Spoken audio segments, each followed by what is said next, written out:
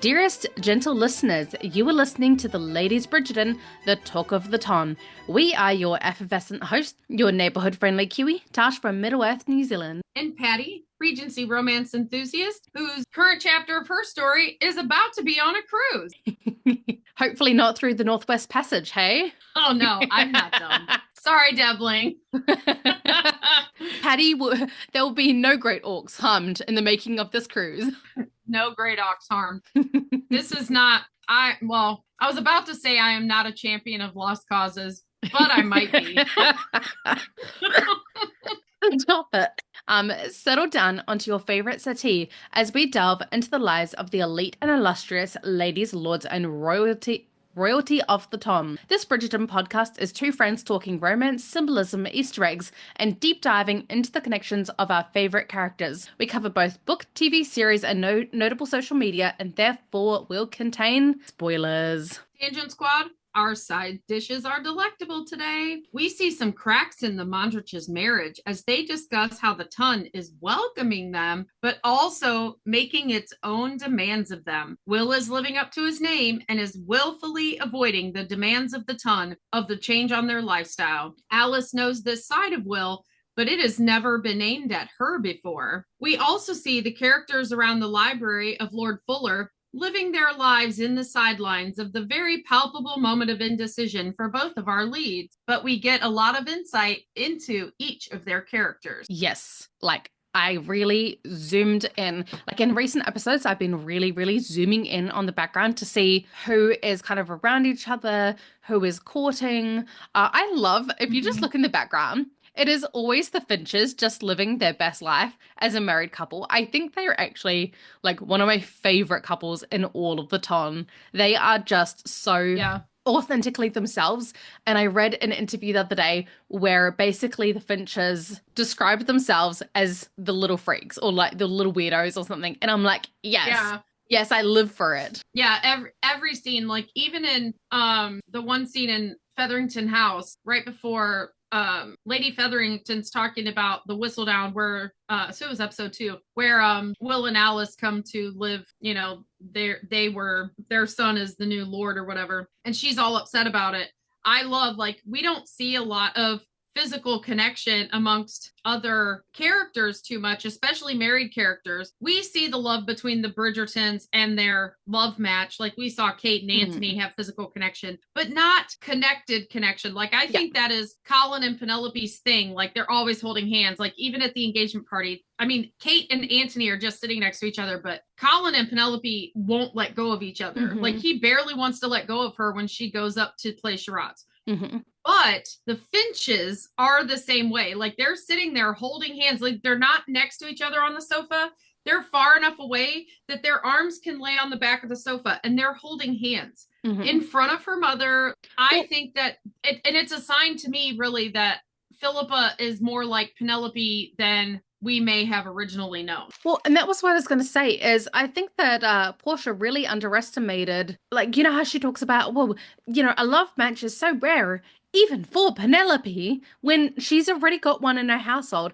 And I just gotta, but yeah, Portia just completely disregards the fact that she has already watched a love match occur under her household. Yes, the Dinkies, that's not a love match. I think it grows into being, sort of like how Lord Anderson described it as it wasn't a love match, but I did fall, we fell in kind of mutual love and had a very loving relationship after the fact, but it didn't start out that way. And I think it will end up being very much a very loving relationship once Prudence opens up a bit. But I think that the Featheringtons struggle with receiving love because of the family dynamic they've had. I think that we are now seeing, we're almost 2 years in, or a full 2 years into the Finches' marriage. And I think that Philippa has come to that realization that he's a steady giver of love and affection. Prudence is very new in her marriage, but Prudence is also the prickly one. I think she really struggles. She's just like Penelope, where she's like,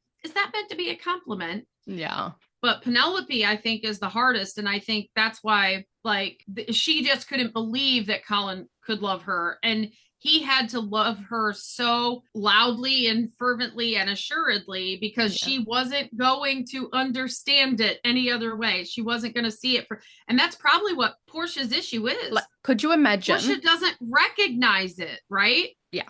Could you imagine like Finch's style of love with Penelope? Like Finch is such an understated kind of a guy, and Penelope is so obtuse when it comes to the love that she's receiving that he would just do these like really simple basic things and then she'd be like, "What even is that? What are you doing right now?" He'd be like, "I don't understand what's happening." I'm Like loving you, wife. I'm trying to love you. so that would be like a really funny combo. But we must make haste into today's episode.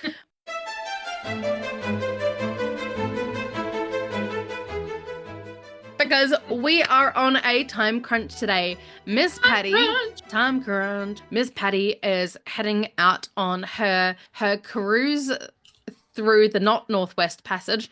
I actually don't know where exactly it is that you're going. I don't either, because it's no longer called the Gulf of Mexico, apparently. Okay, so you're heading south. Yes, we Good to are know. heading out of Tampa into the Gulf of the unknown waters.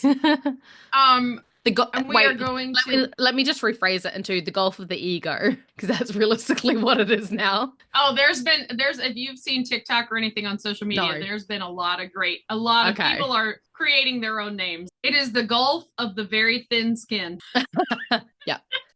But we're gonna go to Costa Maya and then Belize, which I've never been to Belize or Costa Maya, so that's two new ports for me and a new cruise line for me. I'm excited for that. And then the And final it's day, Celebrity Cruise Line, for those wondering. yeah. What are we sponsored? I was not Yeah. saying the name on purpose. We are not sponsored by Celebrity Cruise Line. We're not sponsored by anyone except for my husband. Yeah. Oh, This podcast episode. Wait, no. Steven reminded me. We are sponsored now. Thank you for the reminder. We have our first ever Patreon subscriber, Julia, Yay! Miss Julia. Thank you for being our first ever subscriber. It brought us so much joy that the second that I saw the Patreon come through, I like rang up Patty and I was like, Patty. Yeah. So this podcast episode is brought to you by Julia. Yes, and I won't say last names in case they prefer the privacy. So we will just stick with Julia. It's in my notes. I wanted to say today, Julia, remember, you get to have your Bridgerton story talked about on the pod. Yes. So please send us your Bridgerton love story with your leading person or to the Ladies Bridgerton pod at gmail.com, or it could be what you think about your favorite Bridgerton couple. Oh, I was even going to say, like, what I would love. Or how you came to love Bridgerton. Yeah, I was going to say, like, it could be how people came to love Bridgerton. It could be their love story. Or actually, one of my personal favorites is, like, parent love stories or grandparent love stories and those kinds of things. Whatever love story you want to tell us. We just want to hear, we love. We love love. Ladies Bridgerton podcast. We want to hear more about the love. So send that to the send that to the Ladies Bridgerton pod at gmail.com and we will read it on a future episode. And I'm not writing this quarter's Lady Whistledown or this quarter's Society Papers until after my cruise. Yes. So look for that by the end of March. I mean, it can even be something, you know, if you're like, bored at night and you don't feel like reading, you can just like jot down ideas of major. I mean, we already jotted them down anyway, I'm pretty sure. Well, I'm gonna call the group because that's our. Oh, this one's gonna be a huge one because season of love. It's gonna be a huge info dumping. Let me pull up today's notes. Yeah, so today is going to finishing my work before my vacation, so I have not rewatched these scenes. So this is going to be totally from my first impressions because my only notes I have are from when I watched it for like who knows. First time I knew I needed to take notes because we were going to do the pod together. Yes. Well, Patty is not the only one going away this week. Patty leaves tomorrow, but I actually leave in 5 days, I think it is. I think we leave on Thursday morning. I don't even know what day it is today. It's Saturday, so For you, Sunday, it's Monday, Saturday. Tuesday, Wednesday, Thursday. Yeah, five sleeps until I leave, and I'm heading down to a place called Queenstown, which is a 6 hour drive from Christchurch, to go to a family's wedding. It is going to be absolute chaos because obviously I'm Greek. And so Greeks, we have very, very large families. And so to kind of bypass this, my cousin has done a wedding like in the middle of nowhere. And his wife is, well, soon to be wife is Filipino. So it's going to be a Greek Filipino wedding, which are two demographics that are known for having ginormous family.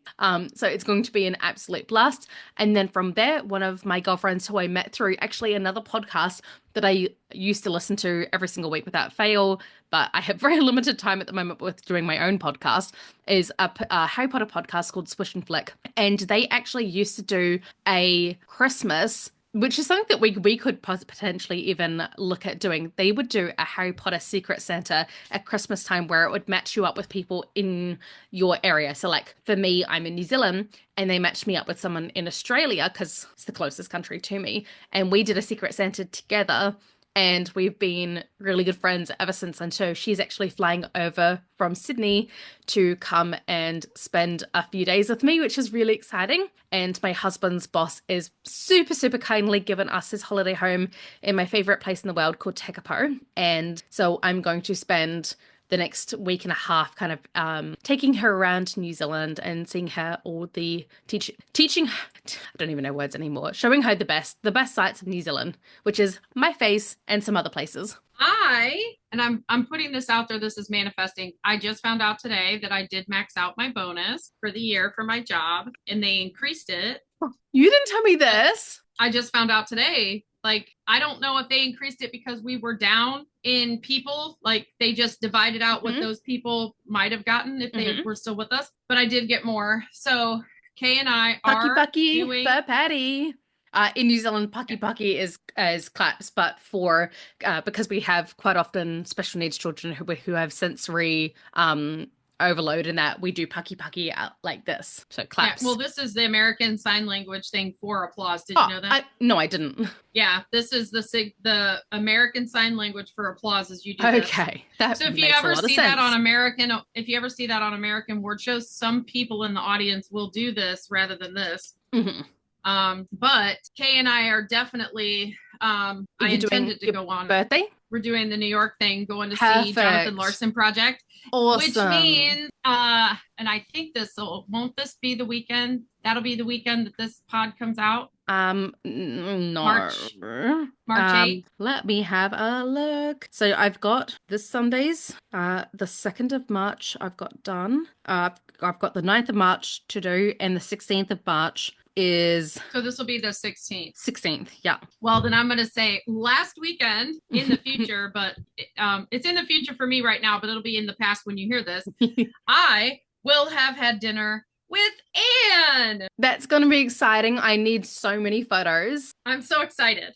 I'm just so excited. Bridgerton I just can't hide it. Oh, I can't hide it. I mean, I'm like going nuts. But yeah, so Kay's gonna get the hotel. I'm gonna get the tickets, and we're gonna drive out to New Jersey. And while we're in the good old Jersey, we're gonna have dinner with Anne on Friday night when we get there. Ted Mosby would be so disappointed in you. Well, Ted can take it up with my boss.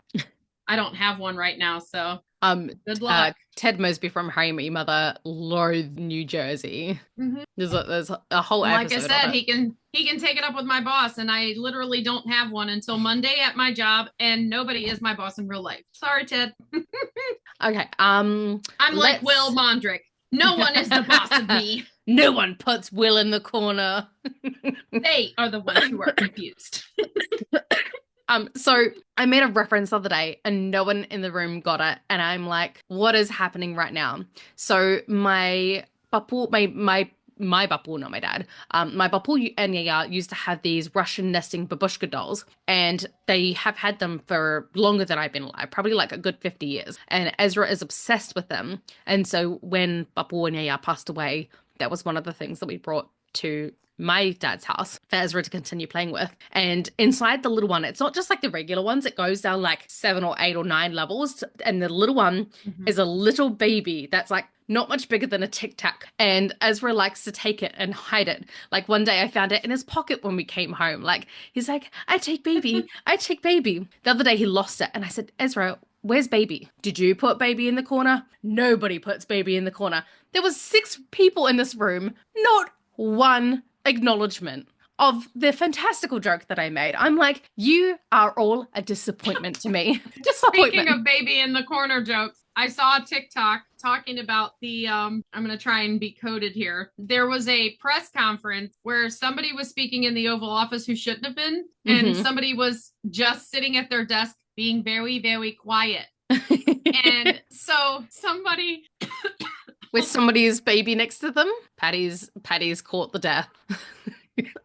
I'm just choking on popcorn. It's okay. I've But infected somebody her made over a line. TikTok. Somebody made a TikTok talking about it and said, I don't know how he put baby in a corner in a round room. That's And hilarious. tears. I laughed so hard. I cried. It was so funny. I don't know how they put baby in a corner in a round room. Stop it. Still too sick for this, Patty.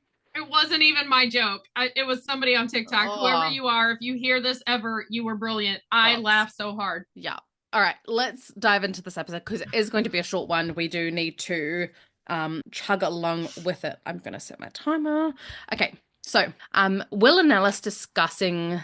To preface, she said discussing, not disgusting. Sorry. I was drinking something with bubbles and the bubbles got stuck halfway up my throat and I'm like, can't do That's what this. happened with the popcorn just now. Yeah. So Will The snacks are trying to kill the tangent queens. Well, ironically, we were on a road trip once and one of my friends had just come back from Australia and he had the same thing happen in between discussing cockatoos. And you can imagine the part that he accidentally choked on. I loved seeing the cock. A tooth! A tooth! And it's been like a joke in our friend group for like this is probably like 10 years ago and it will never not be funny. That's great. Welcome to Australia where I love jokes that stick. Yeah. Like one of my other friends went on a date with a guy who was from Ireland and he goes, New Zealand scenery is just so gay. And I'm like, does he mean happy? And she's like, no, he was really like, it's lame. And so like whenever we see something really beautiful, now we go, that scenery is so gay. That came from America. I hate that gay is used in a derogatory way to mean something's lame. But I was like, well, because he was Irish. I was like, unfortunately, that's a my generation thing. well, like because he was Irish, I'm like, oh, like clearly he would appreciate like beautiful, like green rollicking landscapes. Like I thought, and I thought, okay, Irish, like gay, happy, you know? No, he was an absolute disappointment in more ways than one. As are most people who think lame things are gay. Yeah. Oh, I digress.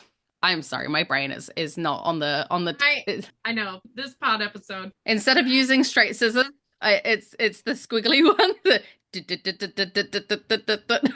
Will and Alice. Yeah, it probably didn't help that I really wanted a fancy drink today, not water. And so I went to go pour myself a lemonade. We very, very rarely have soft drink in the house. But with my power out the other day, I was in a bad mood. And I was like, you know what? Treat yourself. And then I went to go, I had a half glass that day, and then I went to go pour some more. And my husband, who's an absolute heathen for sugar, left me like a quarter's glass worth. And my only other drink I had in the house was a cider. And as you know, I drink like one drink a month, if that. So today, Tasha's on the ciders. Just makes me a little bit more. Today, Patty's on a cruise. My body is here. Patty's mind is on the cruise already. My mind is on the cruise. I almost don't give a flying fart in space is astro projecting herself into this podcast today. I'm doing this podcast right now because I need to distract myself, because if I was laying in bed, I'd be so excited I couldn't. So I love you, Will and Alice, but I don't give a crap about your little argument, but we'll talk about it anyway. I certainly do, because I mistake I mistook an episode that we did probably like 15-ish, 20 episodes ago for this scene.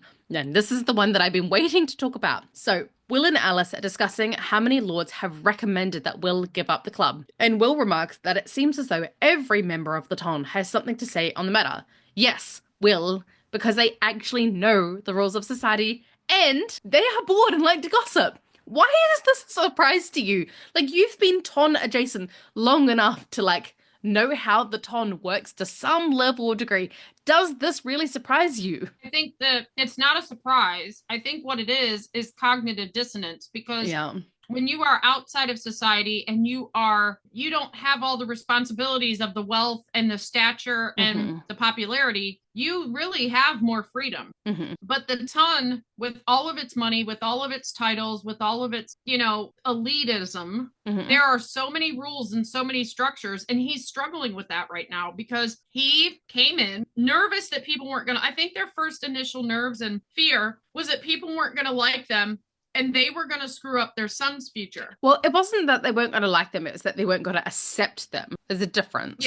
But I mean, with their focus on the rules and everything, Mm. especially Alice's, I think they were worried they were going to make a mistake and screw up their son's future. Yeah. But now that they're accepted, because Whistledown talks highly about them, they don't have the Queen's favor yet, right? Hmm. But Whistledown has talked highly about them, and people are starting to invite them places, and Yes. they're getting talked to. Will's been invited on a hunt, Yes. all that stuff.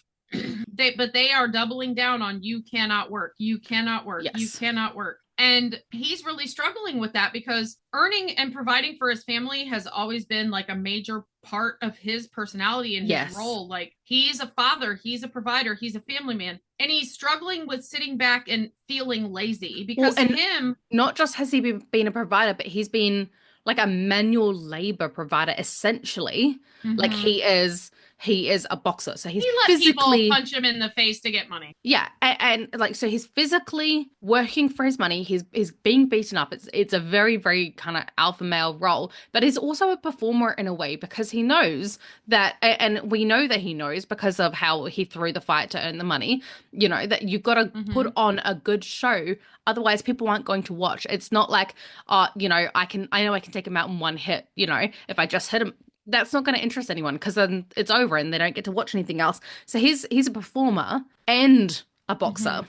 Um, But he's not used to a life of idleness, and no. he's viewing the ton as idle. I mean, Hmm. later in time, they're like, oh, our social calendar has been so full all week. He's actually exhausted from a social calendar. Hmm. But at this point in time, like, the club is his identity. Working and providing for his family is part of his identity, and he's not wanting to let that go. Well, And I also think it plays in because he did compromise his morals to get the money to start that club. And he can't let that club fail because then that means he just compromised his morals for nothing. yeah. So he's desperate to keep that club and to make it successful. And he can't part with it yet because he doesn't feel like he's earned his place where he's Well, at. you know what this kind of reminds me of? It kind of reminds me of in Queen Charlotte, where they're at when Lord Danbury is when he dies, and Lady Danbury is like, "That's okay, we can just move back into our old estate. We had like plenty of wealth by our own rights. It was." I think she was going after the status more to please her husband, to keep him away from her more than Mm-hmm. she actually cared about it herself. So she's like, "That's okay, we can just move back into our own," and then realized that he used up all of his reserves to maintain this lifestyle and this image that they've been thrust into. And I wonder whether Will is also wondering, like, if I give up this club and the Tom decides that we don't fit, I will have nothing to fall back on. He hasn't accepted it yet. Mm-hmm. And so he cannot give Yeah. up the one thing that gives him, in his mind, security against the Ton changing their mind. Or since this is, a side story that plays into a main story, Mhm. his sense of purpose, because Colin is seeking a sense of purpose in this Yes. season.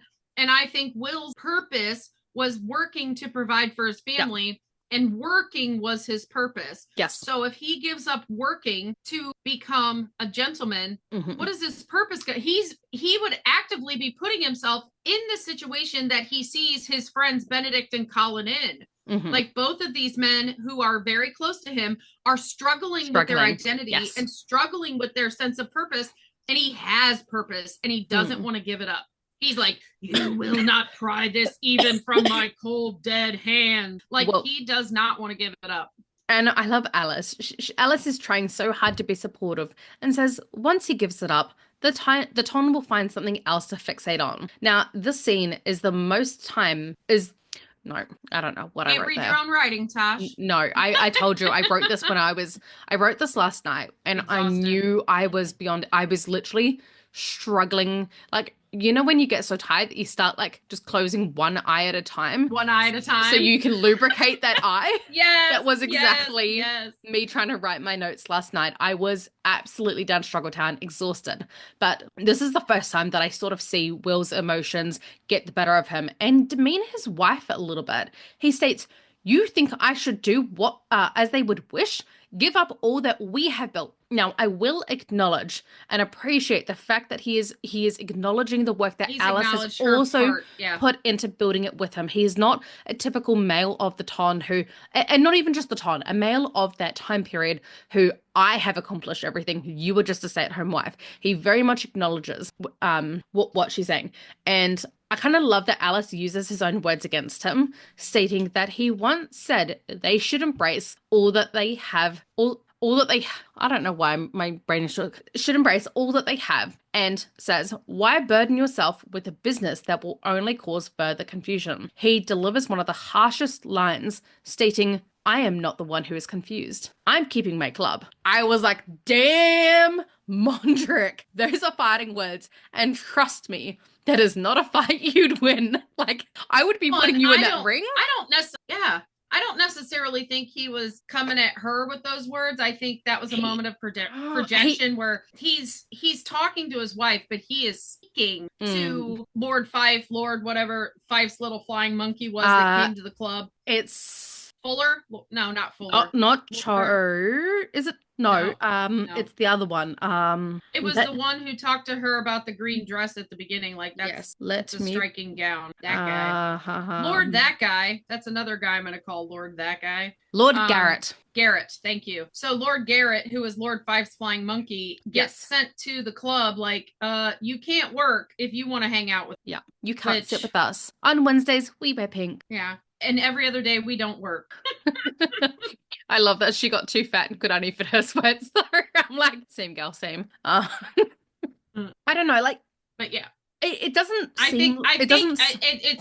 it seems terrible that he's saying it to his wife, who is his biggest support system and whatever. But I honestly think in that moment he's having a conversation with a completely different group of people because he's standing his ground, like he's planted his feet in the sand in that moment. He looks seriously petulant, and I do Mm-hmm. understand why. I can understand his fear. I would probably have a very, very similar fear if I had been given something that I felt like I had not worked for, because, like, coming from a working class background, like, I've worked from when I was 14 years old. And even before that, I worked very casually, like, you know, doing dishes at my mum's cafe that she worked at when I was little, or working at the football matches in Australia in food carts and things like that. Like, just very, very casual work. But even from a young age, where my friends were being gifted cars or being gifted, you know, big luxury purchases like that, I worked for mine. Mm-hmm. And it's not that my parents couldn't afford to give them to me. It's that they knew that they wanted to teach me the value of money. And so Yeah. coming from that I kind of, worked for my parents wanted to yeah, provide for me things like that, but they couldn't. So I mean I started working at a very young age and I was buying my own clothes at a very young age. yeah. And I was helping pay bills in my house Mm,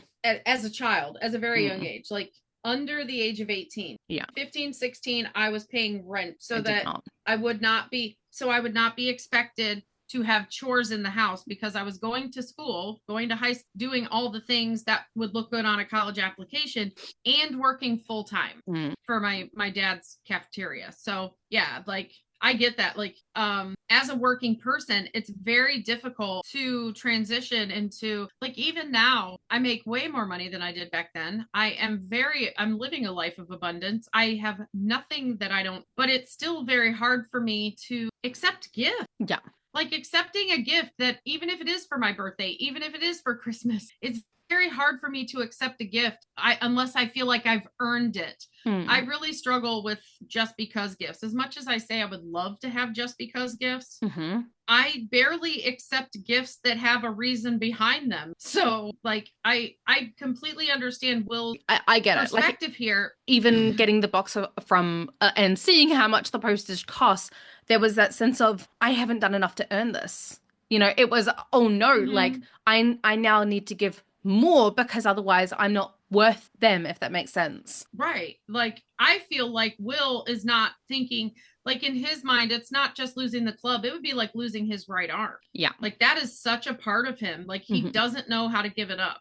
Hmm. And Alice, where she worked right alongside him, Yes. women naturally, like, there's really no change from outside of society to inside society for a married woman. If Well, Alice would actually, have been it's unmarried, it would have been different. I actually think it's quite different for her because one of the things that I was going to mention is like as someone who has co-slept with her little boy her whole life, and Stephen was saying the other day, he was like, oh, because I was saying he's got the Spidey blanket that he loves snuggling at the moment, but I'm like, I hate him using it because it's a fleecy material and he is a little hot pocket like me, and he will wake up like literal hair plastered to his face and sweat. And I said, oh, let's go get him like a proper blanket that's not gonna kill him with sweating and whatnot.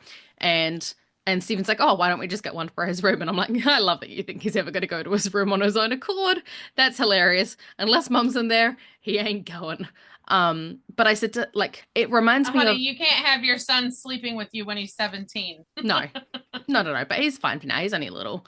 Um, Oh, he's very little. he's My very little. nephew, he spent the night. He would sleep in with me, I think probably until like 7. Hmm. He would crawl in. Like, we always had separate blankets and stuff like that. But Mhm. for me, because he was such a mischievous little thing, like, I like knowing where he was, Well, that's for the one. thing. Yeah, Yeah. I like knowing where he was. And it was just for a spend the night. It wasn't every night. Like, he yeah. had his own room at home. But Hmm. sleeping at my house, it was kind of, and he never, so it was like he'd come in and be like, sleep with you? I'm sure, bud. Get your blanket. You're not getting under mine. Well, I mean, it's just a different culture thing because obviously, like, even though I live in New Zealand, I was still raised with a different culture. So Mm-hmm. it's just a cultural thing. But what I was going to say is Alice and Will have grown up in a single room apartment, Single room. essentially. A Yeah. single room apartment where you sleep, you eat, you basically just about do everything They in that. only had one bed. Yeah, they had one bed. So, and I they think had there might have been a trundle under it, but I can't remember. I'd how have to go many back to season kids 1 and did they look. have again? Two, three, two, Three. three, three. Yeah, they had 3. Well, the littlest one who is now running around was a baby, I believe, Yes. Yeah, yeah, yeah, on yeah. Simon's lap or Will's Yeah. lap. Yeah. Yeah. So they have three children and they have spent their entire life in the closest of proximity. And now, instead of mum teaching them to read or I mean, I don't know if she would have been teaching them to read or write because obviously they weren't part of the gentry and that wasn't really part of their upbringing. But instead of her teaching them everything that they needed to know to survive in life, instead of her going to bed with them every night and snuggling and having that closeness, they are now thrust into this humongous house that any single room in that house is bigger than their entire house. And their children are downstairs where they have maids and Governesses. governess. Thank you. I was like, the Yeah. fingers. They have governesses and they have equestrian teachers and they have someone for every single need that they have. And Will Alice's role as a mother has also dramatically changed. And I must imagine, like, I can't imagine how exhausting it is.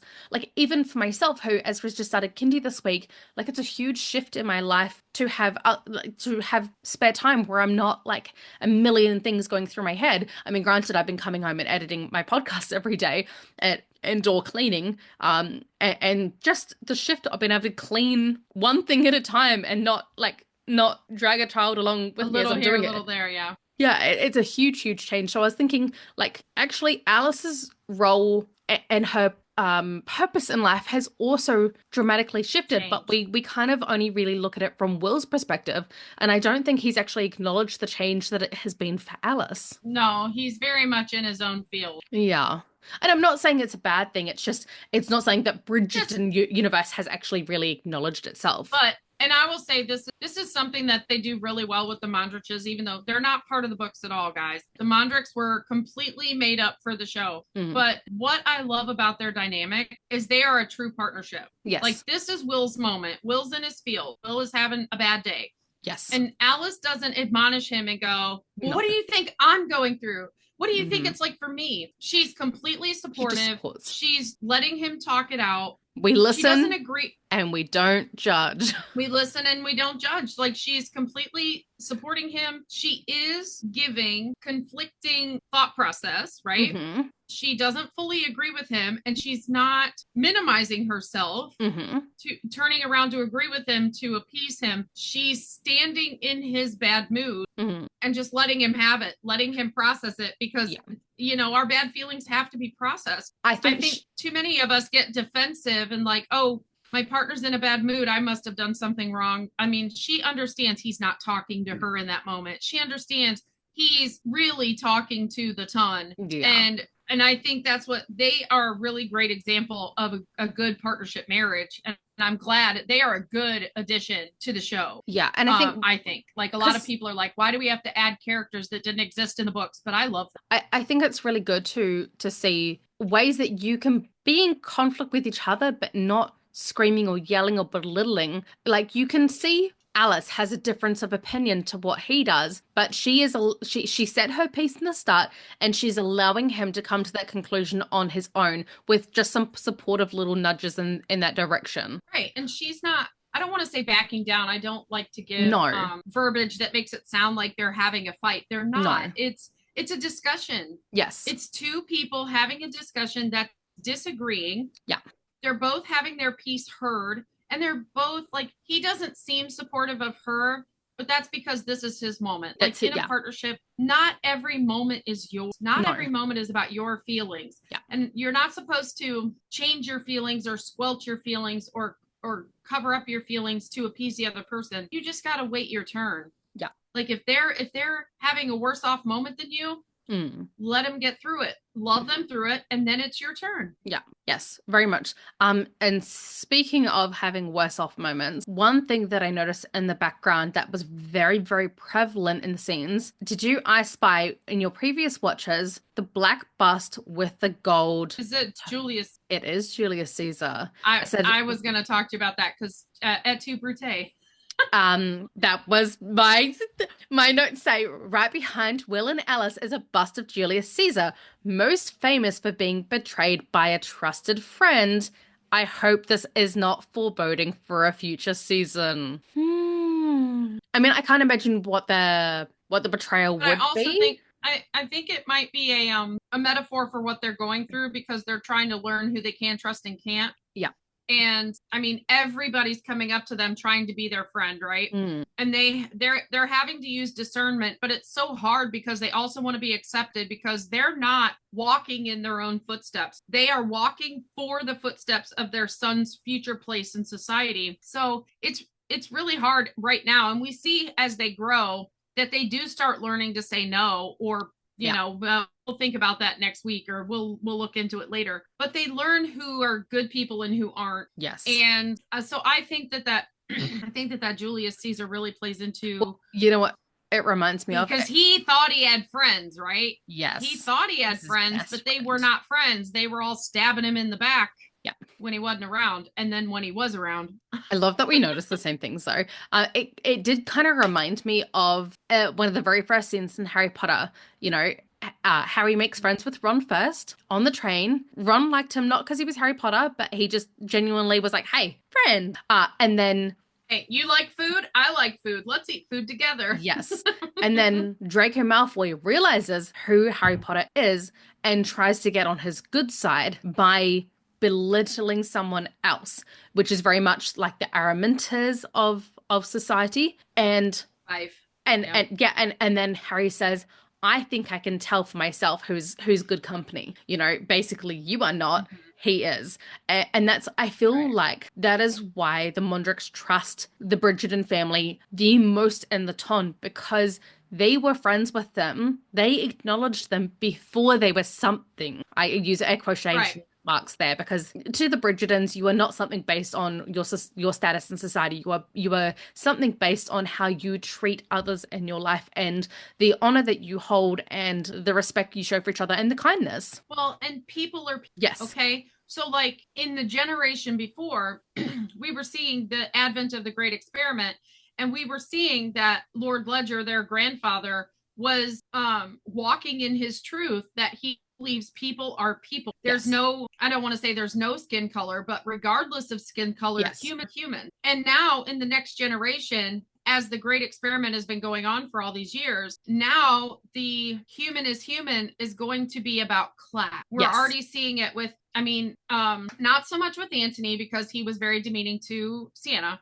Yes. But like Benedict befriended so many people outside of society, friends with, I mean, a little more than friends with Genevieve, but not in a demeaning way at all. He did not treat Genevieve the same that Antony treated Sienna by any means. Yes. Yeah. And then, you know, Colin wanted to travel the world to see different people, different cultures. And, you know, he was the reason that Will's club took off, right? They want to support their friend. They saw him as a friend, even in the beginning, like when they were introduced to him through Simon and whatnot. So, well, they were the only other ones. They don't look at class, and they don't look at title, and they don't look at any of that business. Well, I mean, look how close of friends they are to their serving staff. Really, look at John the Footman and Eloise, and even Mrs. Wilson and Violet almost have a friendly, like when Mrs. Wilson comes in to say Lord Anderson has come to call, like the look on her face, she is giddy for her friend, not just her boss, her friend. Yeah. I'm trying to. My bad. This. Let me follow it.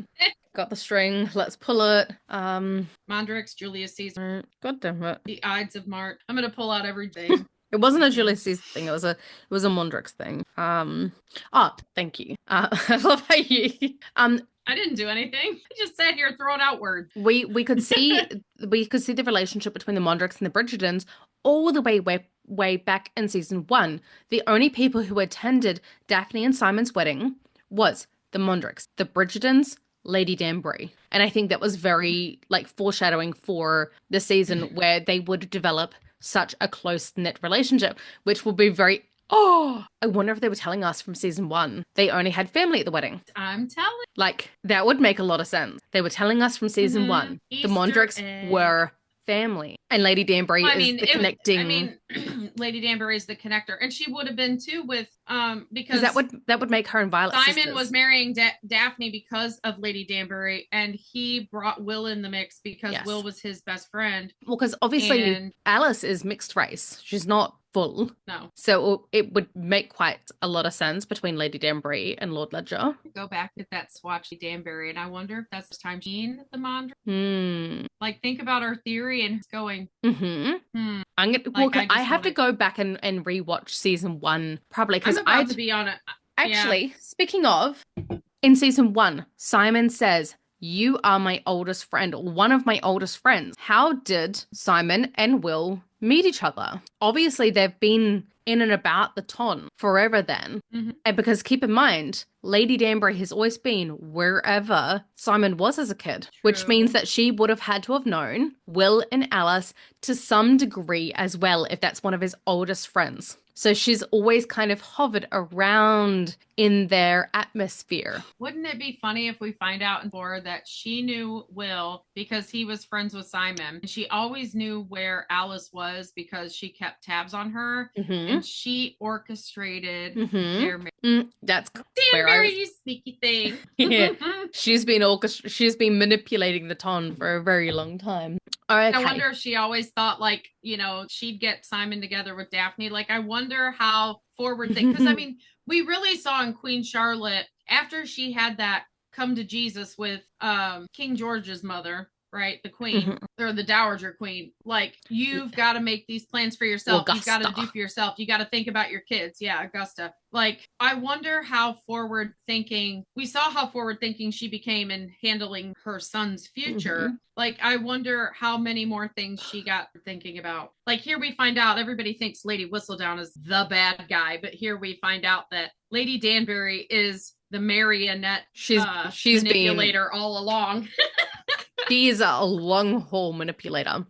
Speaking of long haul, I just noticed something funny. So, jumping over to Lord Fuller's collection now, we have Lord and Lady Fuller escorting the Featheringtons through his book collection that he's been collecting since 1970. Like, as if like that's some kind of prehistoric, like my whole lifetime spent. And I'm like, 1870. sorry, 1790. Yeah, you said 1970. Oh, sorry. My brain today. He's been collecting since 1790, as if like that's some sort of like record time to be collecting books. I've spent my whole life collecting books, like 25 years, buddy. Mm. 25 years. Like that's a couple gray hairs on me. Like it's not even. Well, and I think the reason he said it is so many people were so excited to go see his collection, Mhm. which tells you nobody had been in his house. He did not invite people into his house. Yeah, because it was very Because open. who shows up? Honestly, think about the ton. Mhm. We literally can count on one hand people that we know who actively like to read. And look how full that room was, right? Yeah. And that was not a social gathering. That was not a date gathering. That was not a I'm going to find a husband gathering. That was a dude showing off his library and Mhm. people showing up, some out of deference, maybe. Some people looking for other people because it's a random social I was function. gonna say But it's I just a honestly social think function to me. it's not a social function that's part of the marriage mark. No. Well, I mean, as And so many people showed up because he's never opened his home. And people are curious about the insides of people's homes back yes. then. They used to go tour them when they weren't home. Yeah. Thank you, Um, Pride and Prejudice, I for was about to teaching me say we that. still didn't. Yeah. And one of the things that I was going to note is that lost the thread. Keep searching, you'll find it. 404 not That's from found. History of the World Part 1. Thank you, Mel Brooks, for shaping my life of comedy. Yeah, it wasn't actually a very long time to kind of be collecting books Mm-mm. though. But But it would be a long time that people in the ton could not enter someone's home. And they're yes. nosies Well, AF. I finally remembered my thread. Thank you. I was gonna say, I think Jess You keep Brownell, giving me credit. I know. I think it was Jess Brownell or someone. It was an interview with someone. I don't quote me who. I don't remember, but someone had specifically said that this season they were sort of highlighting the outcasts, the weirdos, the very particular people of the ton. The So eccentrics. the eccentrics of the ton. So we have Lord Fuller, we have Hawkins, Lord Hawkins, we've got Lord Debling, and it's kind of to highlight that Penelope and Colin aren't actually different. There are people like them in the ton, and I don't really know why Colin's kind of heaped in on these outcasts kind of lists because he's not really. I think they're trying to make He's him a very progressive man in for his time, though. yes, that is true. And But I people mean, take that as sensitivity and like they're playing it off like he's a beta male. He's not a beta male. I hate the whole term. Beta male, The funny golden thing retriever. is if I call you I an joke alpha about the male, golden retriever thing. if I Yeah, call you an but alpha male, it's 100% an insult. Like, insult. yeah, From my point of view, same insult. yeah. You know, I want a man. I want a actually man have in this in my finance. journal. 6'5". No, I don't want finance. 6'5" would be nice. Blue No, eyes. but you know the I'm good with that. yeah. 6'5", blue eyes, yeah. But I said because I've had several suitors that have told me that I'm intimidating and emasculate, that I emasculate them. I don't make them feel like enough of a man. And so in my journal, as I'm on my journey, I have said I want a man who is so secure in his manhood that he's not relying on me to stroke it, his ego, you know. I had to fix that before you went nuts. I don't need to stroke his ego. I don't I don't need to I don't need to I don't need to validate his manhood at all. Why am I having to validate your manhood? I'm just an immature child over here, okay? Don't expect anything from me. There's some things I want to do with your manhood, but validate it is not one of them. Patty's speaking affirmations to your men. I'm speaking out affirmations that I want a man who is so secure in his manliness that he doesn't need my help at all in that department, that I can just be who I am and he can be who he is And I'm allowed to be smart. I'm allowed to be outspoken. I'm Hmm. allowed to have an opinion. And it does not change who he is as a person at all I because it saw shouldn't. I saw a TikTok video the other day, and it was saying like one of the biggest mistakes that a woman can make is to let other people know just how good her husband is. Like you should never talk to anyone about how good or bad your partner is in any regard, because if you're talking badly about them, that allows other people to sway how you feel in some way or another. But if you're talking too good about your partner to other women, then it encourages them to take them from you. And I'm like, what kind of women are you keeping in What? your life? And what faith do you have in your husband that you are so insecure that what relationships are you keeping in your life? I said, I don't keep anything a secret. Like, you very much know how much I love my husband, and I talk highly when he does wonderful things for me. Here's my opinion on that. Whoever said that trusts no one. Hmm. They don't trust their husband Hmm. because they believe, no matter how good they are, that their friends have the ability to take them from them, right? Hmm. And they don't trust their friend because they believe their friends would betray them and take their husband. So this is a person who literally has no connection to anyone. It's not who are you keeping in your life, like they're the bad people. This Hmm. person has zero trust for anyone. Yeah. This person is unable to connect to people on a level that gives them a real relationship in any way. If your husband leaves you, it's not because you talked highly of. If your friend sneaks around and gets with your husband, it's not because you spoke highly. No. It's because they're both not great friends and a not great husband. People But gonna do you what they're gonna chose do. them because you wanted to perpetuate your lack of trust Yeah. in people. I'm just sometimes And a I tell little. you all the time, Steven is a gem. And He's my no, gem. I don't want to come to New Zealand and find him. I want to find the American version. The I want the American. US version. Yeah. No, my husband Or is I would take an English version an English version. just for the accent. I know. My first boyfriend was Scottish. And I think the only thing I did like Mm. about him was his accent, to be fair. Sorry. I've had that Um, before. Like, I can't stand you. I loathe you, but you can talk all day. yeah. Okay.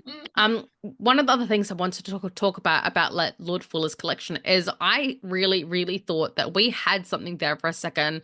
They so specifically zoom in and not just show like one or two. I think it's three scenes in total, still images where they kind of pan in and zoom in on these books. And so I thought, oh, of course, there's going to be Easter eggs in these books somewhere. It's going You're to be just like, showing you he really has been saving since the 1970s. because weren't they like in Russian? So I got Patty to look them up for me like a couple months back. I can't remember, but they were like Russian like informational texts, or like they Yeah. weren't in English. And here's what I'll say. Here's what I'll say. I think that they zoomed in on him. It does play into the storyline because as we get into it later, he's collecting books for book's sake, not that he reads them. Yes. He's created a collection to show off, Yes. not because he actually reads them. And you have the most random books on Oh, you that cut out for a shelf. second. Yeah. And I mean, honestly, I copyrighted one. Like I looked up one and copyrighted it, and it was from the 1900s. And I assume, like, well, maybe they chose a home like for a set Mm. that had this library, and maybe a cameraman just zoomed in on the wrong part.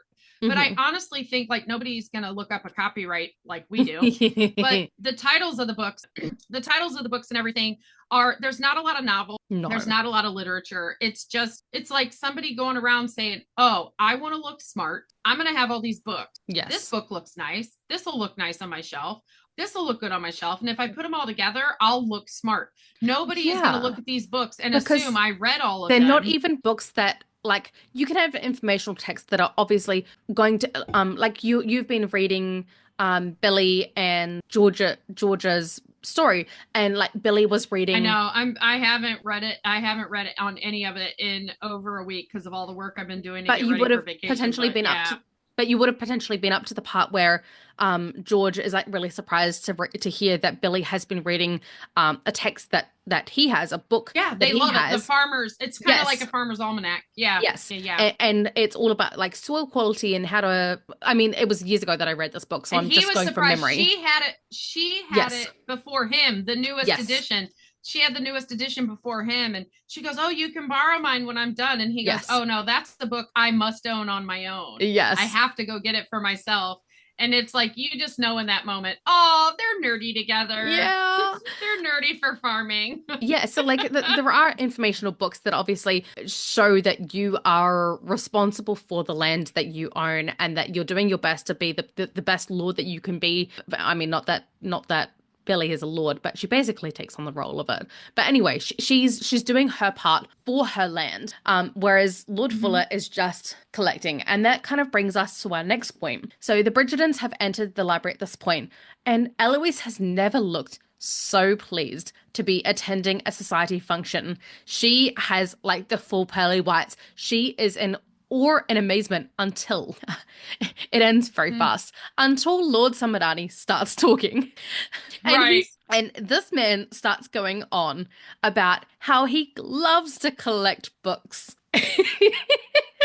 Then she immediately turns into the comedically snarky Eloise that we know and love. She snarks that there is nothing more that a book loves than to be collected. And I wrote that the underlying message or reason for her snark is that men enjoy collecting women as just something pretty to go on a shelf for others to look at but not use, which is Eloise's biggest fear in life is being married just for being a pretty Bridgerton and not for her brain. Right. Which tells us in this moment that the one negative thing Penelope ever said to stuck. Yes. And I think that plays into what she says next. He walks up to Cressa. But what I want to point out is how everybody walks in that line of four people. Hmm. Okay. Every single one of them they might be together, but they're not together. They are all Yes. looking around the room, scanning the room for somebody or something. Yes. Here's my question. We know Eloise is looking at the books and she's looking for Cressida because Yes. she's not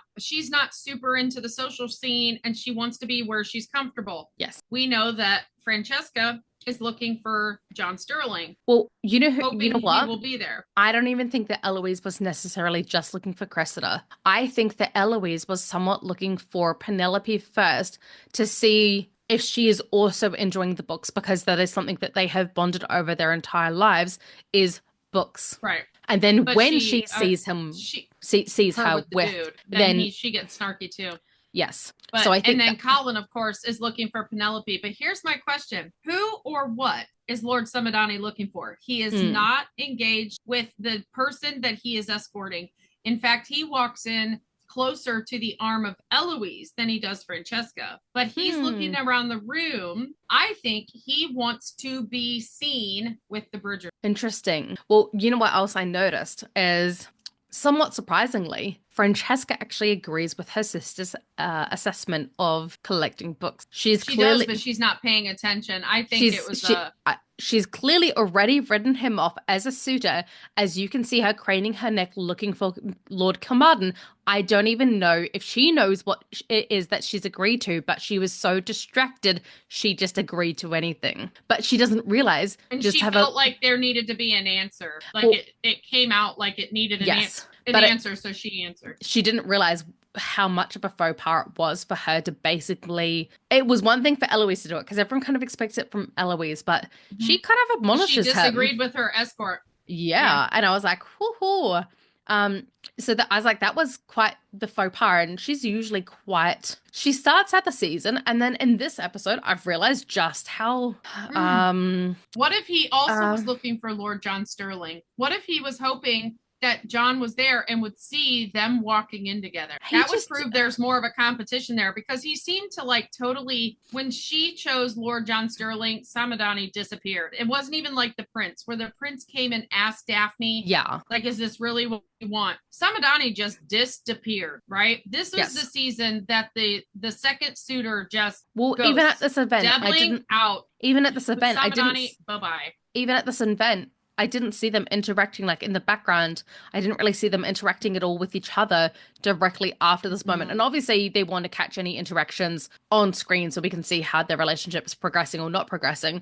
But still, like, I think he probably picked up on the fact that she had lost any interest in him. Because, like, surely, like, although she was distracted enough to agree with her sister, surely he picked up on the fact that she did agree But and then just why how did he rude. keep pursuing Well, he doesn't really after this. Sarah? I Like does, but he, not. it's more because the queen is pushing him. True. And we I saw mean, that because with Prince Philip. he did not escort her to the queen's ball, or he No, would have been sitting in the box. no, and because we saw how much the queen pushed the prince even after Simon and Daphne were engaged, she's still, there's no ring on her finger yet. Like, keep pursuing. Yeah. So at this point, this is when Eloise finally spies Cressida and quickly approaches her with quips saying, "I do not know that anyone in this entire library has in fact read a book through to the end," which is rather a scathing indictment considering majority of her family are also in attendance, not even to mention that she's sort of barking up the wrong tree considering that Cressida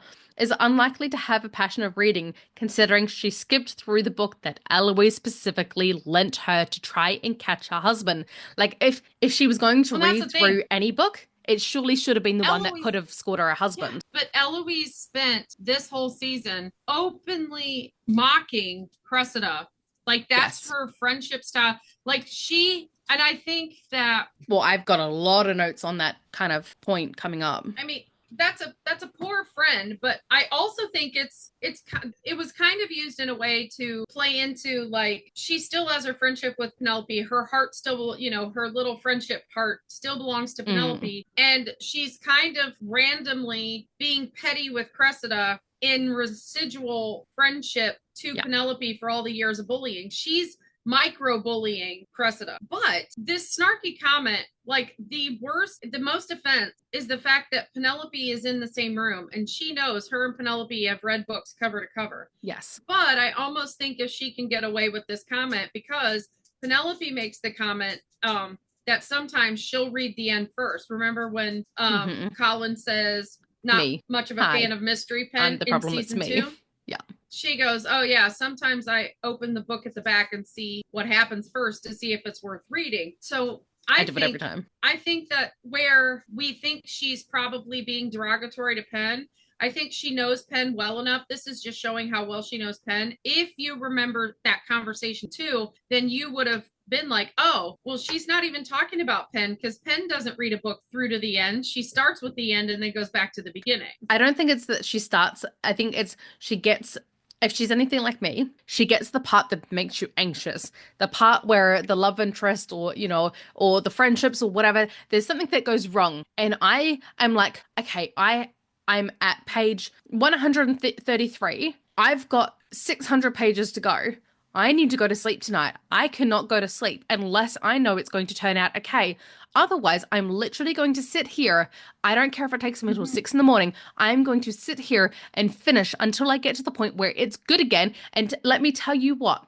I once finished one of the Sookie Stackhouse mystery books, which were the True Blood books.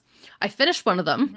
It finished on such a cliffhanger that I literally went to my bookshelf and I picked up the next book. It was 1 in the morning at this point when I finished the first one. And I was like, no, it's okay. I'll just get to the end and it'll be all fine. No. I finished that book. Yeah. I picked up the next one and I did not go to sleep until I finished that one. Yeah, there's a few book series that have been like that with me. So my book, my number one example of reading through to certain parts and being like, F this, I have to know that this person gets their comeuppance and that this is not even a mystery, that this person gets what they deserve. Order of the Phoenix. I needed to know that Umbridge got her shit. That bitch Umbridge. To her. I threw that book so many times when I read it because I just was so curious. You know how we got the battle between Bellatrix and Molly? I really, really wish we got Molly going up against Umbridge after Umbridge was stripped of her power and Molly just laying into this woman because basically Umbridge and Molly are like the complete opposites of each other. Umbridge hates everyone. She mistreats children. And then you've got Molly who basically will take on the mother role of anyone unless you flirt. Everyone unless you flirt. Yeah, she's everyone's mother. Yeah. And I'm Molly. It's me. Well, I mean, I always get Molly in the quizzes because mother through and through. Yeah. Speaking of mothers, Araminta does not look pleased to see that Eloise is talking with Cressida.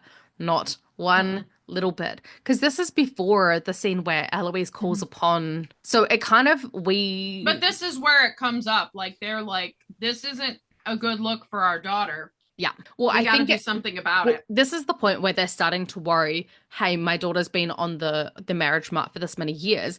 And I truly believe that it is Araminta who has drilled into Cressida that you do not have friends, you have competition. Hmm. And if you surround yourself with friends, the men will marry them and not you. Having friends is a weakness. And I really, really believe that is what Araminta has drilled into her daughter. Whilst I dislike Cressida, I can But see how also she turned into Cressida. in a season where we have the awakening into sexuality isn't just for the heterosexual. Yes. I also wonder if Araminta's lesson Mm, was not so much about don't have friends, because if you surround yourself with friends, husbands will pick, suitors will pick them off and not you, yeah. their competition. But I wonder if maybe there's, because I mean, think about it. She married a man way older than her and she only had one child. So what if there was a romance that was a forbidden romance there and they're a marriage of convenience, and her lesson is like, don't surround yourself with women Mm. because it has its own kind of look. A really close female friendship. I name a single pair of female friends in this world that are super close and tell me there hasn't been one person that has ever come up to them and asked them if they were Yeah, lesbian. yeah. Like even Diane and Anne had that kind of Mhm. almost like not sexually, but like that closeness, the bond where like, and I truly believe that soulmates aren't just for sexual partners. Romance, yeah, Yeah.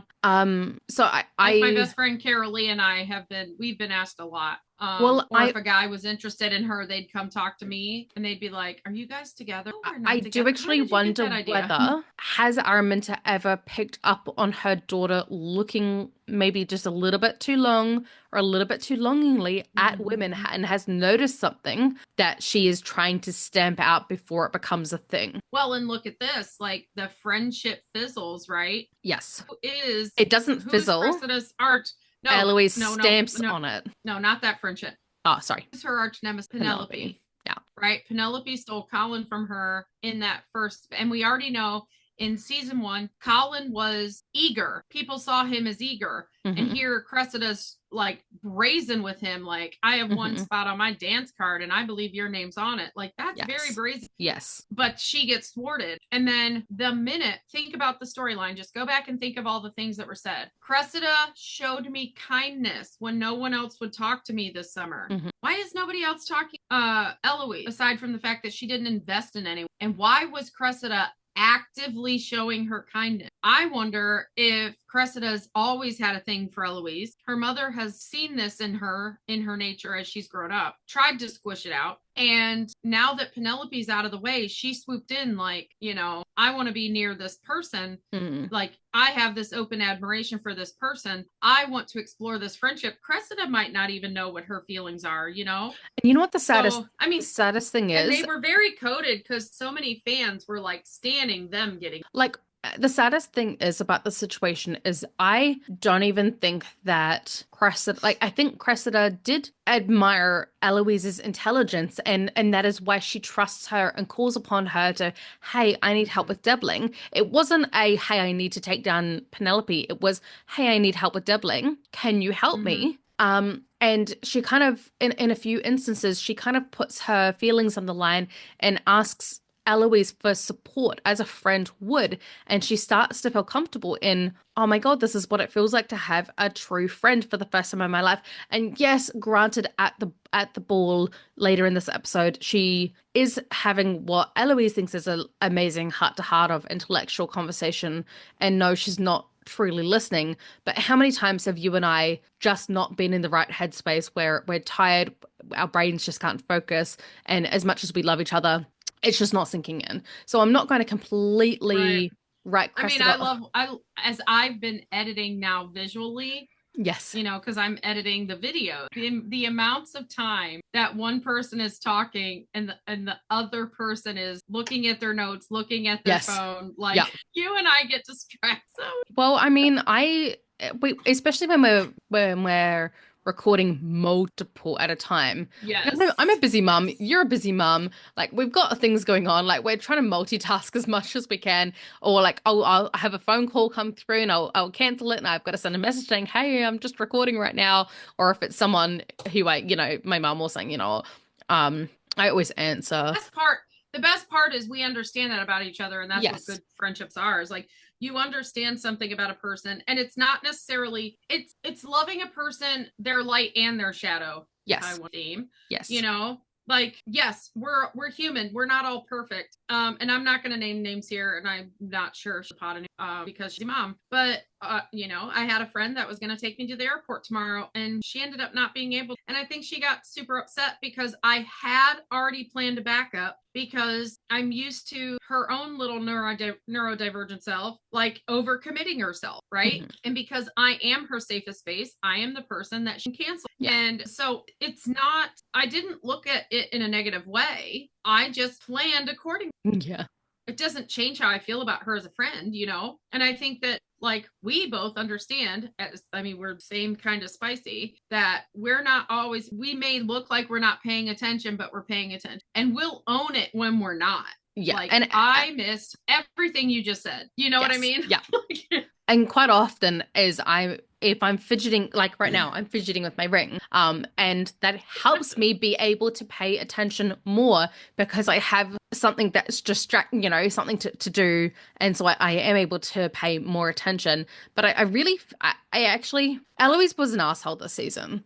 And I think Cressida, as much as Yes. she has been a bitch in the past, Cressida deserved so much better. And I feel so sorry for her that out of all the people that she chose, that she developed a friendship with someone who is so far up her own ass, so blinded by her own views that she can't actually be the friend that people deserved this season. And I'm not saying that's been an always thing, but I think since coming on the marriage march, she's kind of what do you call it?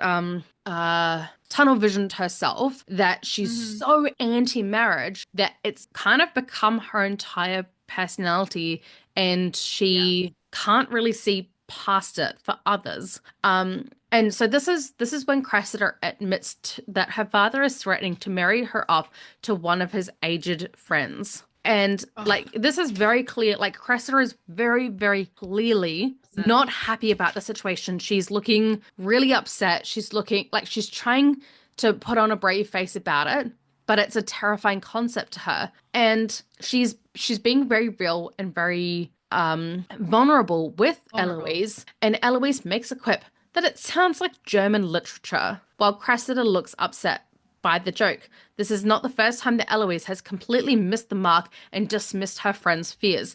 As Eloise says, she simply cannot fathom seeing it any other way. She is so blinded by her own worldview that she does not understand that the threat is real. And I think that what Eloise doesn't understand is that she has come from a family who, if she said to Anthony, like, yes, Anthony was a bit of an ass in the first season, but he very much learnt from his mistakes of trying to force Daphne into marrying Lord Burbrook. And after that, he really learnt. And I don't think that he would ever force, I don't think he would ever force Eloise into a marriage that she didn't want. And so that is the perspective that Eloise is coming from. And she does not understand that not Jessica Madsen, my brain, Rest it up. that Cressida doesn't have the same protection from her family, the same love and support from her family that Eloise does. This is also, Yeah. we have the same dynamic with Colin first romantic interest Marina Yes. versus his relationship with Penelope and why one works and one doesn't. Hmm. Okay. We see when Eloise is with Penelope, her sense of humor is sarcastic and Penelope gets her. Like, and it may be disparaging to Penelope. I mean, think about the couch conversation where she said it was tinged with the slightest, right? Hmm. So her saying this is German literature is the same thing as I'm gonna oil my way right in. Hmm. That was an olive. Hmm. It is an open illustration of how Cressida is a good person. I mean, she's a bully, but she's still human. She deserves a friendship, but she's just not best friend material for Eloise. That Yes. role is simply Penelope. Penelope completely understands Eloise, understands her sense of humor, and Eloise's sense of humor is very different from Colin's. Colin is very dad joke, Hmm. and Eloise is very sarcasm with her IQ where it is. Yes. Sarcasm is a second language for the gift. So psychology says so, not Patty. So for Penelope to get both, that says a lot about Penn. But we see these two instances. This is a mirror moment to that conversation where Colin has to explain his joke to Marina. She has a joke completely fall flat with Cressida because Cressida's offended by it, as she should be. Most people would be. Yes. But when you put Penn in the same position, when Eloise I says what she I actually says, I think Penn that does not get offended at all. well, I think She laughs. this was actually very much the mirror moment. I don't think she would. This is very much the mirror moment where Eloise turns up in season one to Penelope's door, and Penelope has just gone through this whole thing with Marina, that Marina is now going to actively start courting Colin, and Penelope is Mm-hmm. absolutely like she's absolutely crestfallen, and she is so worried that the man that she Anxious, loves yeah. is going to end up with the wrong person. Not necessarily that he's going to end up with Marina, but that Marina's intentions for being with him are Are not completely pure. wrong. Yeah. And Yeah. any friend who was astute in any sort of manner would have gotten to the door, seen that her demeanor had completely changed. Penelope's demeanor had completely changed, that she was anxious and stressed, and something she was just too silent. But instead of even acknowledging her friend's existence in the first place, she does what Eloise does best, and she barrels in, and all she can think of is her special interest at the moment. And it's quite funny because it actually reminds me of my brother who's ADHD, and he's not very astute at noticing those things in people. And when he fixates on something, you can't get a word in sideways, because he is just this. I know this and this and this and this, and I'm like, yeah, go for it. I'll talk when you're done. We're done. But Well, and that's as someone who's also ADHD, ADHD for sure, self-diagnosed autism, I can very much feel that because, and in my head, I'm going, you need to shut up. There's something going on. You slow down, ask a question, be yeah, curious, but my mouth is just going. It cannot stop. But I'm acknowledging, like, I'm a vibe person. I can tell and feel vibes, but like it doesn't take me a while to process the vibe is off necessarily, but it takes a while for my brain to realize it must stop its tangent to acknowledge the vibe, right? yeah, So I very much feel that. I felt every moment of Eloise in that scene. yes. Like, Well, so and I can't say she didn't notice her friend was upset. She just had to get out what was in her head and I before she actually could acknowledge I it. want to I want to look back and see if there is any mirrors in this specific scene, because I really do think with Eloise having just kind of barbed at Lord Well, there's the big Samadani mirror for that Colin basically. looks in at I Penelope. know, but I mean for this specific moment, for this side story, because Hmm. we've just had Eloise kind of barb at Lord Samadani for collecting women, and she's obviously remembering that Pretty Bridgerton kind of comment, and then we've got this whole scene going on with Cressida, where Cressida is seriously worried about her position on the marriage mart, exactly like Penelope was in season one, where she says, I'm a woman now. I'm on the marriage mart, and I have real things to worry about. And you're still, she's essentially saying that you're being a child, you're worrying about childish things when I have real life things to worry about. And ain't that the truth? Because as much as I love Eloise's vibrancy. I love that she walks to the beat of her own drum. I love that she is so authentically herself. I do not like her as a friend. I think that she is actually Hmm. an awful, awful friend to She both has a Penelope lot. and Cressida. And I was hoping that this season would have her go through a lot of character development and growth. And I thought that maybe Cressida would help her get there, because we do start to see the inklings of it where she's trying She to does. guide. Cressida's not afraid to tell her the truth, Well, that's which the is thing. a good We friend. we see Yeah. Cressida kind of guiding her in that direction when she tells her off about the making the assumption that Cressida was the one who spilled her secret when actually it was Eloise, and she opens Eloise's eyes a little to herself. And then I mean, not that I want to tangent too much into later in the season because I do want to talk about it then, but it kind of finishes off where Eloise kind of ends this friendship. You know, the friendship is souring anyway, like it was pretty much run its course. And we don't actually see her take responsibility at all for being a shitty friend to Cressida. And Cressida gets shipped off and punished But when yes, but we get there, that adage that not everybody is in your life for the long haul. You have people for the season. You have, there's, a reason, a season, and a lifetime. Yes. Right? Cressida is not even a season, a reason. Yes. Cressida it comes into Eloise's life as a friend to show Eloise that she is a bad friend because she views Cressida as a bad friend. But she doesn't even as a bully. That. She doesn't even acknowledge it. She acknowledges it with Penn because her friendship is with Penn. She never truly had a friendship with Cressida. She never valued her friendship with Cressida. Right. She tried. She showed up at her house when she was, hadn't shown her face in a little bit, just like she did with Penelope. But that's almost for herself. It's to make herself feel better. Like, yes. I'm a good friend because I did this. But Cressida is a lesson. Cressida is to show her, not Cressida, right? Cressida is your epitome of a crap person. Yeah. You've been trying to protect Penn from Cressida while you are walking alongside Cressida as her friend. Much like, if we're going to go back to the Mean Girls reference, how Katie was when she's hanging out with the Mean Girls, but she's trying to, assimilate. She's assimilating with them, but she's still like, she doesn't want them trying to protect her non-Mean Girl popular, unpopular friends from them in a way. Like, she wasn't protecting everybody. She was just trying to keep them out of the way of the Mean Girl trajectory. It's kind of similar. Like, she chose somebody, ultimately, I think she chose somebody she knew she would never get vulnerable and have a close friendship because she was just waiting around for Penelope to realize she lost something. Like, she wanted Penelope to come to her, and then she realized that wasn't going to happen. Penelope was getting with Colin, and that made it difficult. But she did have an arc where she got with somebody who was a lesson, not a friend. She turned the mirror on her. Like, every time she accused Cressida of something, Cressida whipped that mirror around and said, take a look at yourself. You did this. You are the problem. You messed this all up. It had nothing to do with me. And Eloise had to think and go, you know what? You're right. And in the end, she ended the friendship because if she would have continued with Cressida, friends with Cressida, she would have been, whereas the whole time her parents, Cressida's parents are saying, don't hang out with that Bridgerton girl. You're going to get a bad reputation. Don't hang out with that Bridgerton girl. Eloise recognizes if she continues to hang out with Cressida, she's not going to like who she is, who she becomes. Yeah. So she has to end the friendship.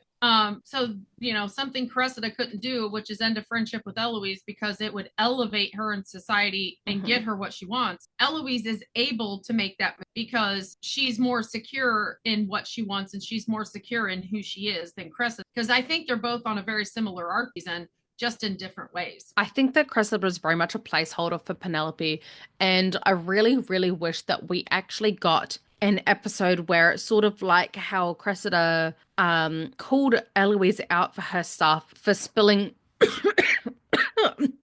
As we're speaking of, I wished we had another scene. I wished we had another episode. I'm hot, hot. I'm getting on my soapbox right now. I just watched the new season of Sweet Magnolias. Love that show. Haven't watched it yet. But it is no Bridgerton. It's good. It is good in its own right. But why did they get 10 episodes and they are considered a drama? I think it's very much because the budget to make each episode would be dramatically less when you think about the costuming. Yeah. Especially if we look at Dana Sue's costuming choices. They're not putting any budget into that.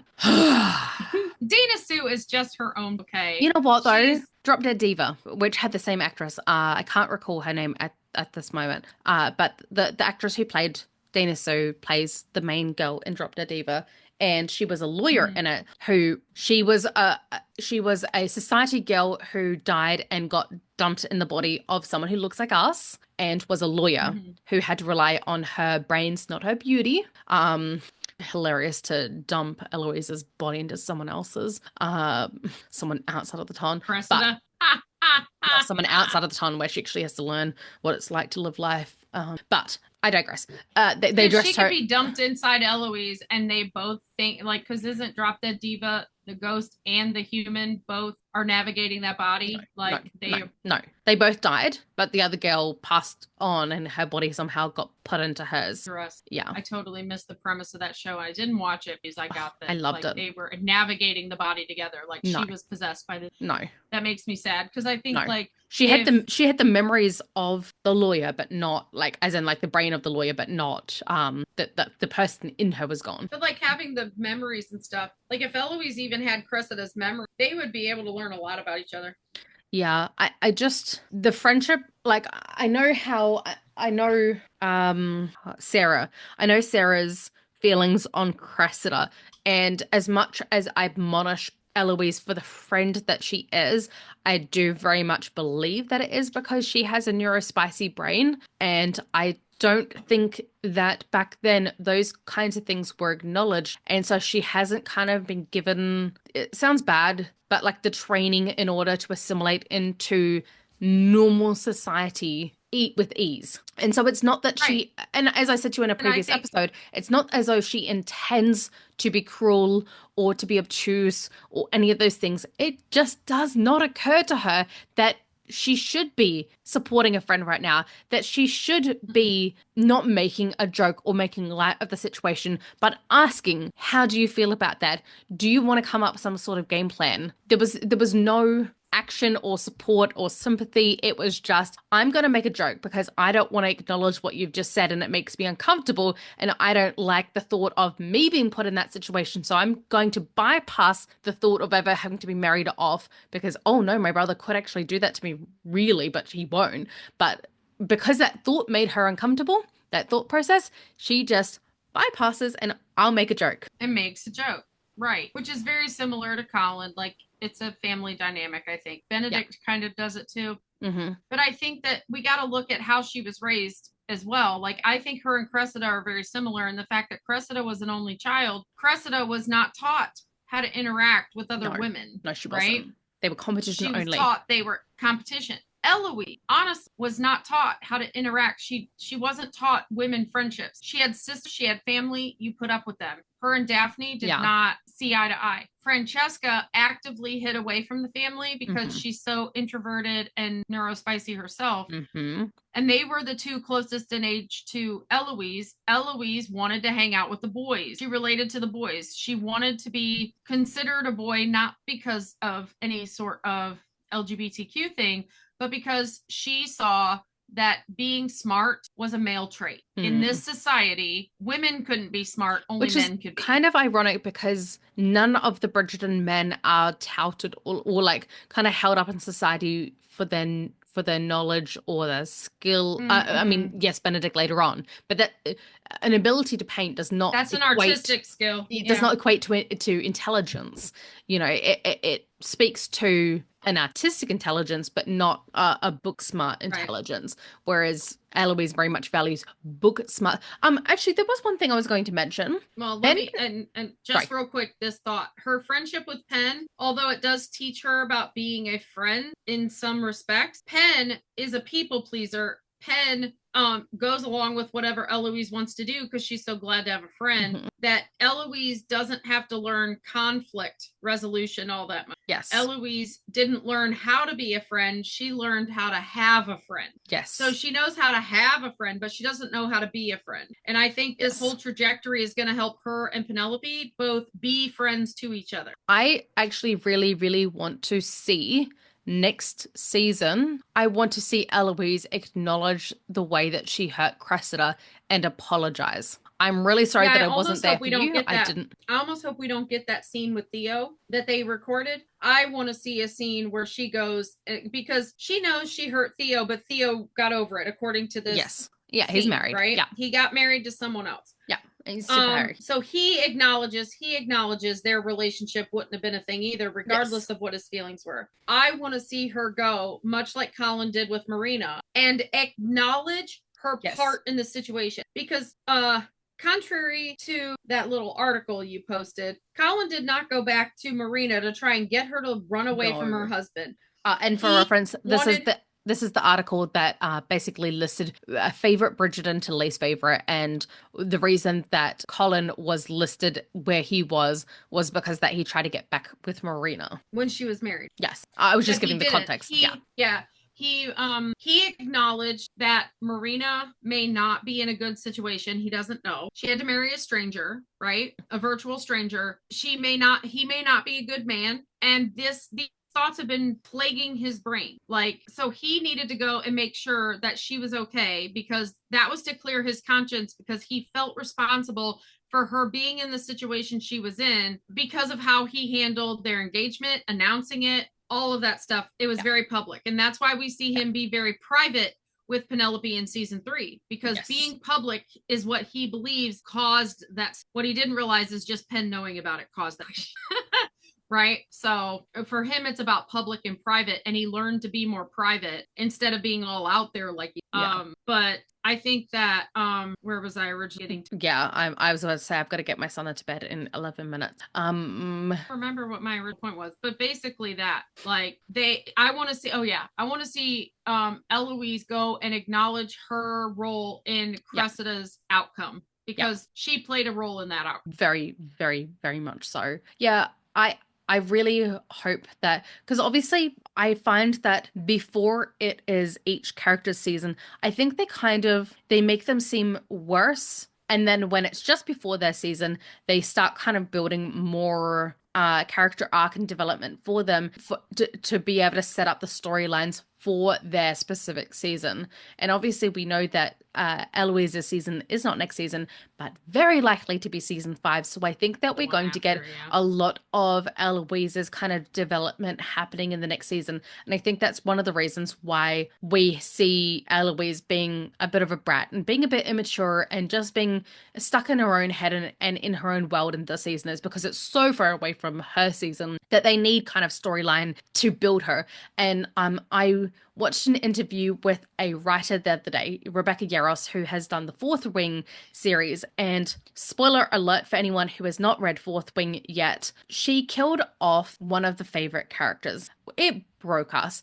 And she goes, "You guys should have seen it coming. I wrote a perfect character. I gave him no room for character development. How did you not see that coming?" And I'm like, you bitch.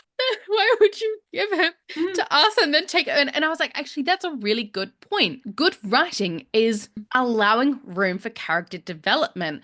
And that is exactly what they are doing with Eloise at the moment. They are giving her room for her to. Yeah, and if you think about her story, To Sir Philip with Love, the reason her and Philip work is because he's got a lot of childhood trauma from his father and all of that stuff. And she's insightful and she's able to pick up on that. And she's very empathetic to him. Yes. Because, I mean, having grown up in a big family and understanding those dynamics helps her be astute to his dynamics. Well, and she's able to be empathetic. And I think they need to grow I don't know how her to that. Yeah, I was going to say, I don't know how that's going to play out, because obviously she is the complete opposite of that. Like, book Eloise was somewhat at least astute and a lot more soft than series Eloise, and I think they're going to have to soften her a great deal to make that storyline work if they're going to keep it to that kind of I think path. that's why they sent her with Francesca, because if they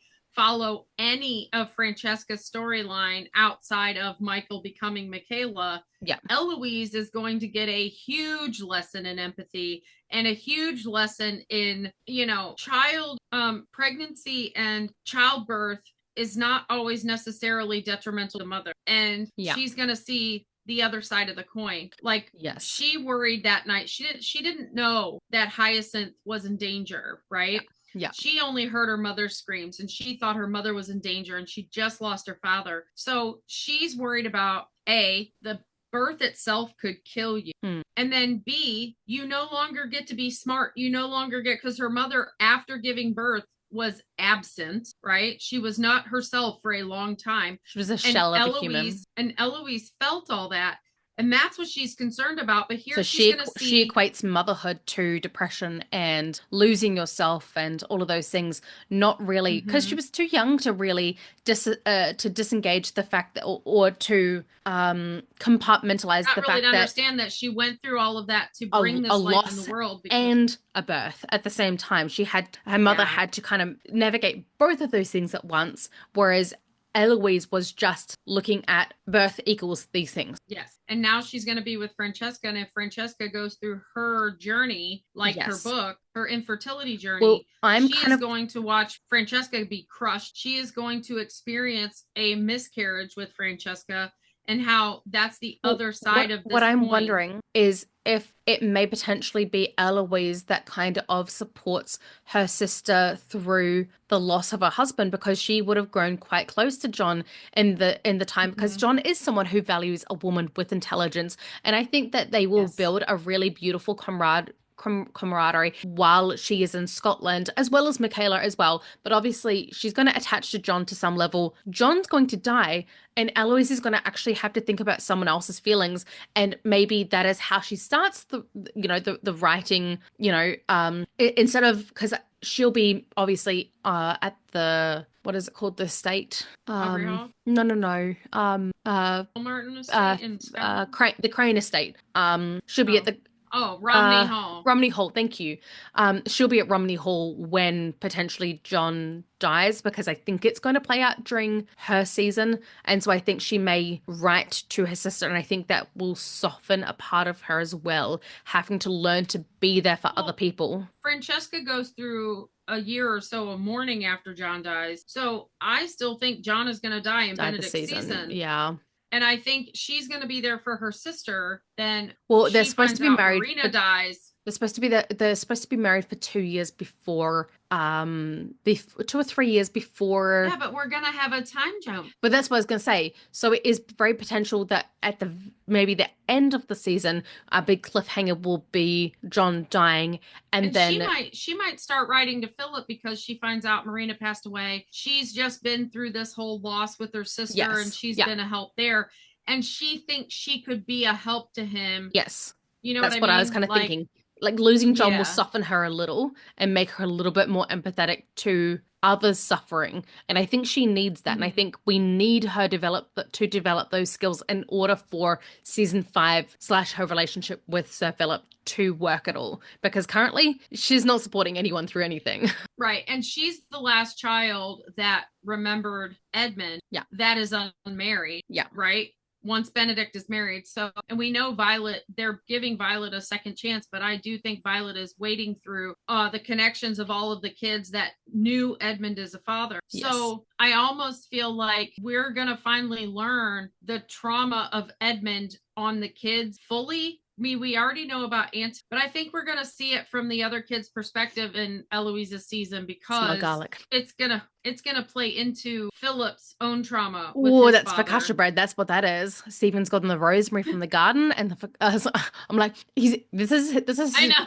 this is his way of ending our podcast. He's like, I'm going to entice my wife, I'm whom gonna waft the smells. Yeah. he knows that I have a incredible sense of, I have the strongest sense of smell out of anyone I've ever met. And that's not a good thing either, because when I was pregnant, it made me chunder at every single little smell that I could possibly even sniff. No, I have a pretty good sense of smell too. I mean, you know how dogs like to tell you they're not happy, right? So Yes. I woke up to smells today, and I Yes. smelled it all day. And I'm busy, I'm working, I'm trying to I couldn't find it. It's one of those, like, it wasn't urine, it was, Mm. I'm mad at you, I'm going to mark things. Hmm. And so I couldn't find it. I was randomly trying to find it, and finally called my niece in, like, I know you need some extra cash. Please come in, find the smell, do the whole floor, just sweep mop the whole floor, and to get rid of it. And I'm like, I swear I still smell it. And she's like, maybe to go outside and just air out your nose. you, I'm like, that's you, not how it works. you need a palate cleanser. I I know, like I need a honestly, nose when I, cleanser. when I was pregnant, I was like a vampire. And you know how in one of the last, I don't know if you ever watched them all, but one of the last Twilight movies, Breaking Dawn part 1, yeah, Breaking Yeah. Dawn part 1 maybe, when Bella turns into a vampire and she's out in the woods for the first time, and she catches the scent of a Mm-hmm. hiker a couple kilometers away. Now, I know Right. that exact feeling because Stephen and I went out walking around something called Hagley Park, which is like a big, big park in the center of Christchurch. We went out walking one day when I was heavily pregnant. And I said to Stephen, I'm like, I feel so nauseous. And he goes, why? Like, what's setting you off? And I said, some male has doused himself in a swimming pool's worth of cologne and it is making me so nauseous. And he goes, Tash, I can't even see anyone. How can you smell them? And I said, their scent is lingering. I felt like a vampire. Like it was just Yeah. obnoxious to me. Yeah, when people have on too much scent, Yeah. it takes on a smell of bug spray. Yeah. Like it just becomes. I'm always like, who's got bug spray on? Who's got bug spray on? And people are like, well, I'm wearing perfume. I'm like, I put too much on because it's giving me bug spray vibes. It's giving bug. It always smells like bug spray to me too much. Yeah. It just triggers. It just triggers me. I'm just a sensitive little sausage. But for today, we say an hour 50 into our podcast that we said was going to be a short one.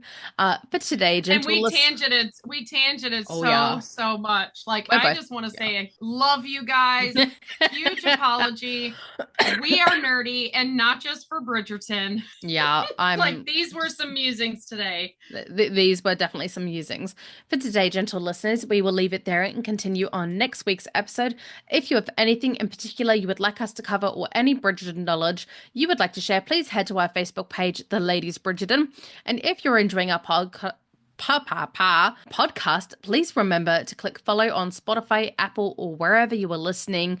We are additionally now also over on YouTube, so head over to there for additional content. We have now made Bridgerton MASH videos. We have done a full rundown, a very, very detailed rundown of the Season of Love Bridgerton live event that we had on last week. That is now live for you guys to go watch. If you want to know when we have videos posting, we will try to be consistent with them, but we're tangent queens and we do things when we do things. So if you hit the follow button or the notify button on YouTube, it should notify you when we upload new videos. And if you haven't yet, head on over to Patreon. We are up on there, and thank Julia for being the first Patreon again.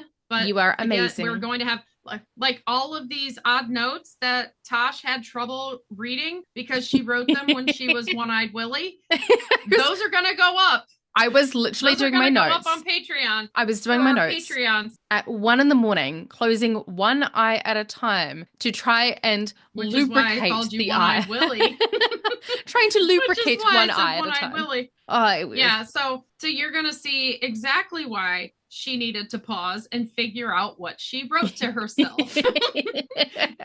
as a Patreon person. Yes. Yeah, because part of our Patreon is that you get access to all of our notes. And my notes are, especially in the last, I think we're kind of coming into our era of like really finding our comfort sweet spot of like how to run this podcast. And I think every week we're succinct, we're becoming more succinct. We know how to do our notes, we know how to write our intros. We're getting better and better. We're aging like fine wine. Yeah, I think we're getting into our groove. You're better with the notes than me. I'm more off the cuff kind of person. But I do have notes, and most of mine are handwritten, and I've been scanning them. Even my scanned handwritten notes are going to be on Patreon. I think the reason that I went to like really, really, because obviously you were the one that started with notes, and I was like, I can't follow that. And then I'm so mad at you. I'm sorry, I know. And then what happened was we'd do an episode, and I'm like, oh, but I forgot to mention this, or I forgot to mention this, or we didn't touch on this, because we were kind of just hitting the main points of what was happening in each episode. And then we realized how much people loved our deep, deep dives, and we kind of started to really dig in. And that was when I realized we were afraid to fully be ourselves because we were focusing on what other people, what our listeners would want, what we thought people would want. Yeah. And what we learned is like our listeners like our vibe, our vibe. So we're leaning into that. In true smart queen nature, when we say deep, we mean deep. Yes. When I enjoy being when you say with deeper, you we say how time. much. No, when you say deeper, we're already there and past that. once again. Once again, thank you for listening to the musings of two tired mad women. This is the pre-holidays madness, okay? It's Yeah. exhausting. It's exhausting going on holidays. It is exhausting going on vacation. Like I have to do 2 weeks of work. My job, nobody wants to do my job at my job. So I Yeah. have to do my job for next week before I can go on vacation. Yeah.